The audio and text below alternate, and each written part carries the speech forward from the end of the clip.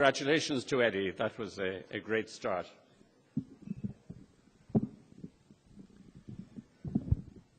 This chart indicates what has been happening for the last 20 years. The left-hand side is the Celtic Tiger. The right-hand side, the collapse. Gareth Fitzgerald laid the foundation for the Celtic Tiger with Dukes and Bruton in 1982. And he set good example for the second coming of this gentleman and the continued work of Reynolds, the work of Bruton, and an excellent finance minister, Quinn.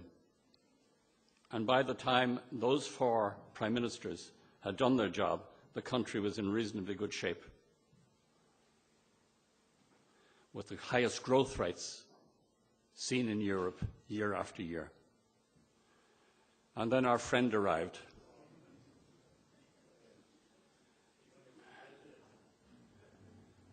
With his colleague, with the most extraordinary policy which undid the work of successive prime ministers. And according to Wikipedia now, is considered the worst minister for finance Europe has had since World War II.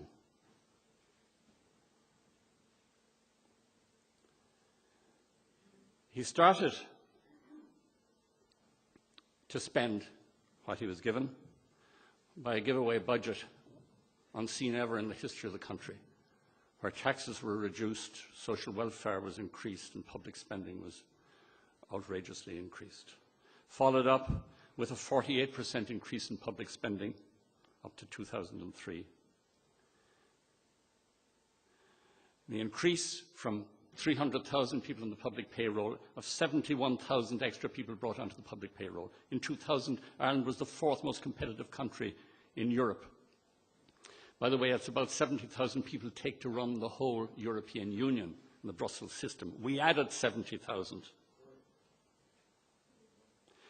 Not only did we add them, in 2000 it cost about 10 billion to run the public sector.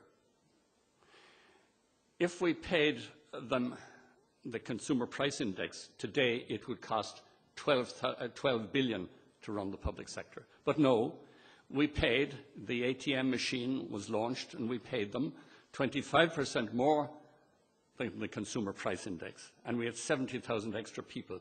And today it costs 19 billion to run the public sector. So 7 billion a year more than when Ireland was the fourth most competitive country in Europe. And then, just as a parting gesture, decentralization was thrown at the system. And our friend went off. Growth looked healthy, but if growth was analysed during those years, it would be seen that real growth associated with manufacturing and exports was constantly dropping.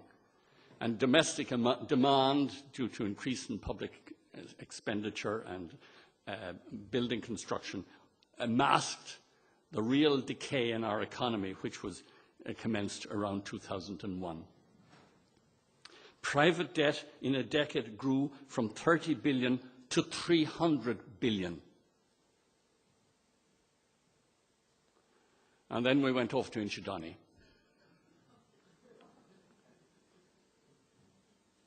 And this gentleman had a new version of McCreevy. If you have it, I'll spend it. And we increased social welfare payments to 3 times the level they are in Northern Ireland. And we won. The greatest foolish action of Mahern, of course, was to win the 07 election. Normally, Fianna Fáil managed to drop out when things are looking fairly bad, but it serves him right.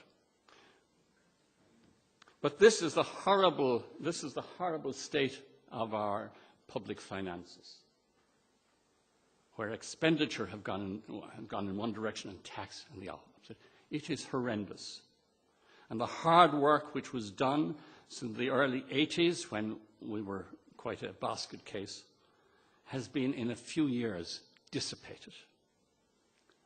Commercial bank debt is not as bad as in Iceland, but it's 6 times as bad as in the United States. The key issues for recovery: people and talent, competitiveness. If we focus on those 2 issues, we can hope to prepare for recovery. Now, when we had more money than we knew what to do with it, throwing money at problems without thinking was what was done. Education is a wonderful example. There was a 3-fold increase in expenditure in education, and who could argue that that wasn't good? But we didn't change the system. And the World Competitiveness Report shows that after tripling expenditure in education, meeting the needs of the competitive economy in a decade has dropped by 15%. And McKinsey did a report which asked the question, why, if you spend money on education, does the output not improve? A lot of countries had the problem. And he discovered that once expenditure in education reaches a certain level, then that's fine. But the key thing is the quality of those who teach. And if you do not have an elite transferring values and information from one generation to the next, you won't have a very good next generation. And Finland and Canada and Singapore and South Korea have a superb school system because they have superbly good teachers, and not everyone they consider fit to be a teacher. Education was an example of throwing money at a problem and not solving it. Health went even further. We allocated 330% increase of funding to health. And meeting the needs of Irish society, we had a drop of 24% in a decade, World Competitiveness Report. Why? Because we didn't change the system, and we didn't put in managers with courage and all the convictions and qualities that Eddie was talking about. Now, we don't have it, so we can't spend it, so we might think of getting the words right. There's the drop in Irish competitiveness from the year 2000. Let's look at 2 examples that we're dealing with at present. Good policy is made on the basis of fact rather than whimsy or ideology. The good news is that we have an energy infrastructure which is better than Kazakhstan. And we have a Minister for Energy who comes with considerable conviction, and I like people with conviction. But if they have a conviction that is quite daft, it creates problems. Our Minister, because of his conviction, without the basis of any guidance by fact, decided that 40% of our energy should be created by renewables in the year 2020, even though the EU stretch thing was 20%. Wonderfully, 26 billion, to keep him quiet, was allocated to implement his fancy. 4 billion to restructure the electrical grid, which is to build pylons from the west across Donegal and so on for Dublin. And another 22 billion, a deal was done with the ESB to decarbonize the ESB. This is continuing to roll out to keep the Greens happy, even though the demand for electricity has dropped by 17%, and the future that we predicted when the Celtic Tiger was at its height doesn't exist and won't exist. And as a result of this nonsense, Irish electricity prices, which were the European average in the year 2000, are now amongst the highest in Europe.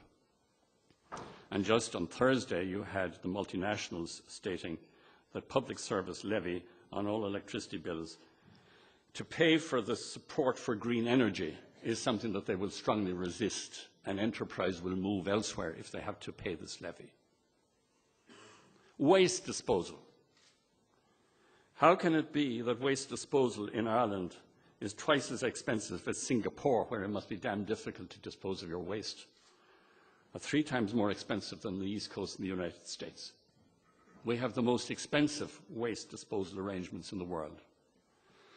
And despite the fact that our minister is peering through his green glasses, He has failed to see an incinerator in Vienna, which is a tourist attraction and a cause for admiration, or the pristine one in Malmö, or the one in Zurich surrounded by the snow, where the Swiss have built 28 incinerators that provide electricity for 250,000 homes and prevent Switzerland from importing this dreadful oil. 200,000 tons of oil are not imported to Switzerland because they burn their rubbish. And here is a minister implementing policies based on his whimsy without the benefit of fact.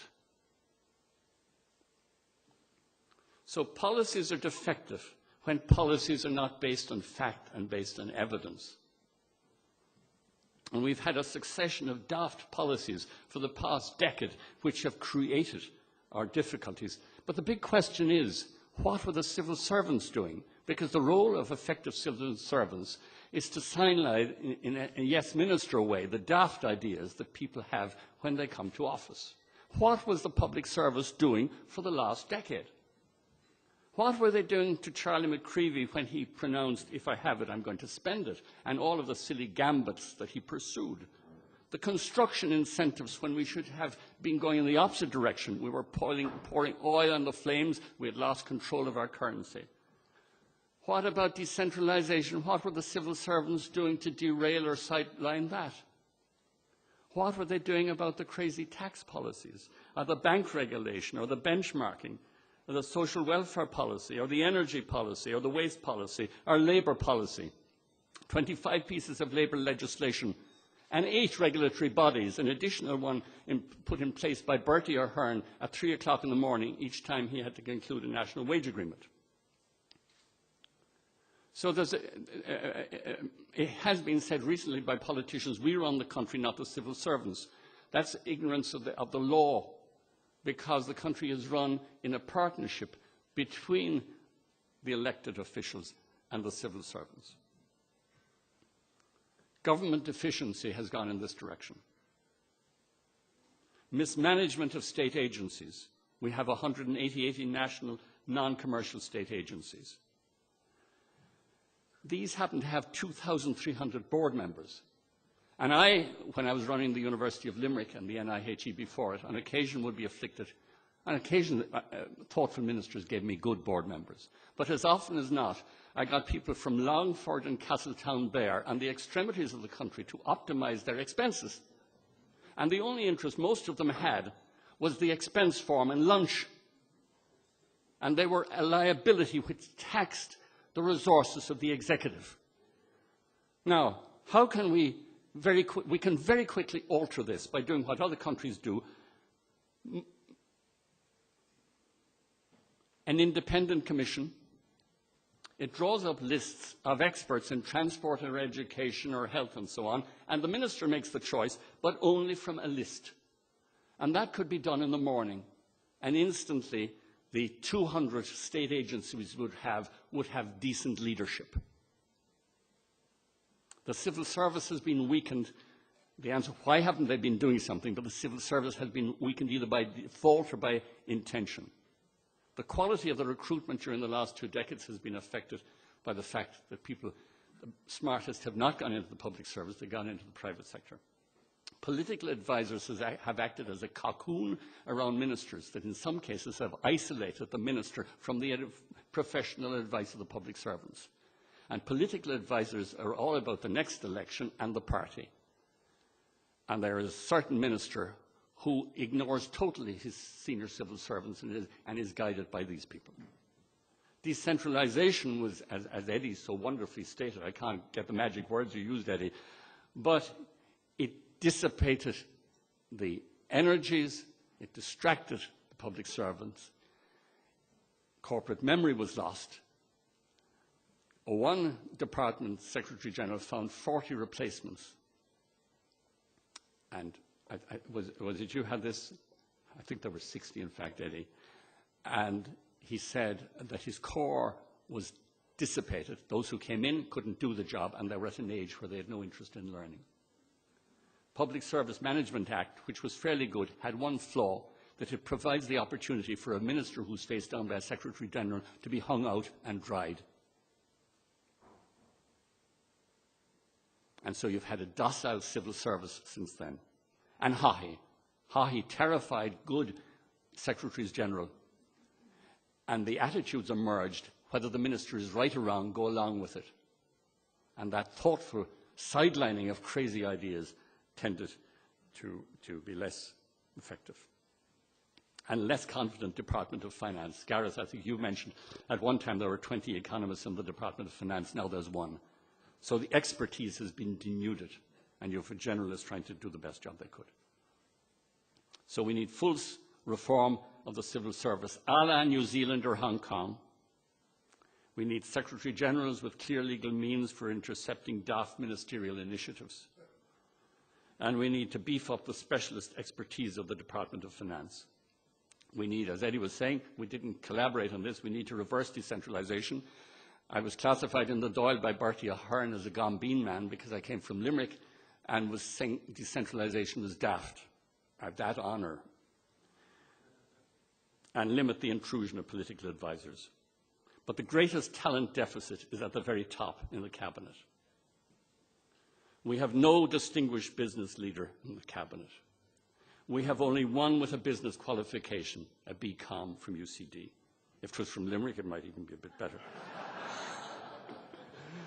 Only one scientifically person is literate, there's a BSc degree. So we have a cabinet, 6 teachers, 1 lecturer, 1 guidance counsellor, 1 social worker, 3 lawyers, 3 business people. O'Keefe has the best of the business expertise. He managed a co-op in the Gaeltacht. Ryan ran a bicycle shop and a tour business, and Gormley ran a language school. The cabinet, a well-intentioned, hard-working but undistinguished group of people who, if they constituted the board of a company, would be unlikely to secure the confidence of potential investors or be taken very seriously. And I have introduced a run-a-sweet shop rating where you get 10 points if you have managed anything and 5 points if you're self-employed. The government get 30%, Fine Gael 38%, unchanged, precisely the same number with the new front bench and Labour. But the Labour are the most scientifically literate. The Standing Committee of the Chinese Politburo, 100% are scientifically literate. So the solution, introduce mechanisms whereby movers and shakers and people of proven talent are brought into cabinet. Co-op, the simplest way, it's possible, Gareth, you brought in Jim Jukes. Co-option, it's still possible to bring in 2 people. And could you imagine how the cabinet discussion would change if Jim O'Hara, the head of Intel, and Peter Sutherland were members of cabinet? Imagine if you had 6 of them. We could do this immediately with a minor constitutional amendment, and I don't think people would object to have 6 members co-opted from outside. Or if you want to introduce the list system, which is long-haul arrangement, that would do it likewise. The list system, by the way, our closest neighbour has the first past the poll. Malta and ourselves are the only countries in the world with the STV system. All of the green countries have introduced some form of list system, so that capable movers and shakers in society are in one way or other are introduced into cabinet. I'll read this bit finally to you. The IMF advisors last month stated that fiscal austerity combined with structural reform would provide for greater prospects of recovery than fiscal austerity alone. We're talking about fiscal austerity. We need that. But structural reform must take place. It costs no money. All it requires the will and the character and the wit to do it. Ireland is in the gravest danger of economic and social disintegration since the foundation of the state. And I suspect this time next year, if we can get here, Ireland will be in great disarray. Structural reform of Ireland's antiquated and ineffective legislature, executive and public service is no longer optional. It is both as urgent as it is essential for recovery. And may I suggest, as I think Eddie was also, that a small group be drawn from this week's meeting to constitute a core of a National Assembly of Citizens with a mandate to draw up by the 31st of October a plan for the fundamental reform of the administration and governance of this republic and call an assembly of citizens symbolically in the Mansion House. We need a second republic. The quality of governance cannot exceed the quality of those who govern.